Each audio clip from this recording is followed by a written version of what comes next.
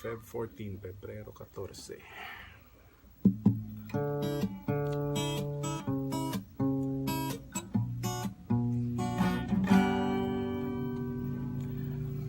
Karong Pebrero 14, daghan na sa mag-date, magkatag ang bitter ug dili ka relate.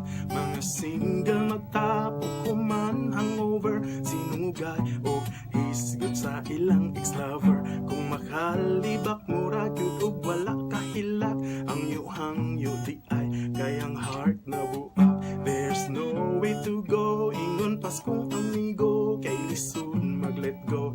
If you still do, sus na apay isa mo share ug mo join together. Kung paistoryahon murag yun og hasler, unya di ay wala kasulay. Wala daw forever kay di ay siya single, paatik-atik pero gustong magka-partner. Kalimtinan na ang imong pagka-bitter, kay di gid ka makakita sa imong muker.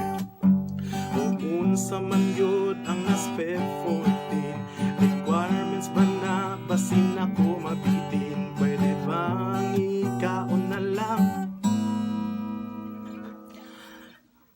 Klase-klaseng makita mo si mong palibot, na single pero daghan nakahilabot. Na apoy nanay partner bang katul kaayo, na apoy mga minyo pero slidang ni adto.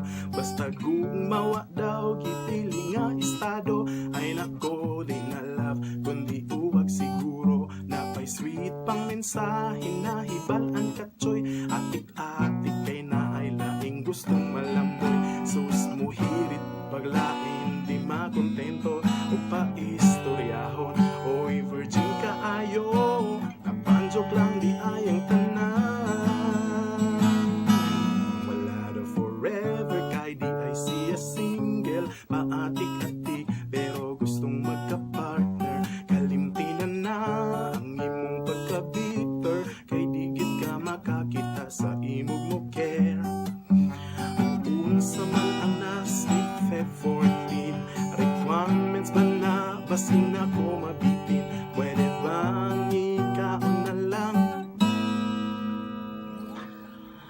Karong Pebrero 14, halapag-date mo sa mga single, ay pag-Facebook ramo sa mga bitter, hoy pagbag-o na mo, tara sabay tamang nga untag balik, isa ka libo.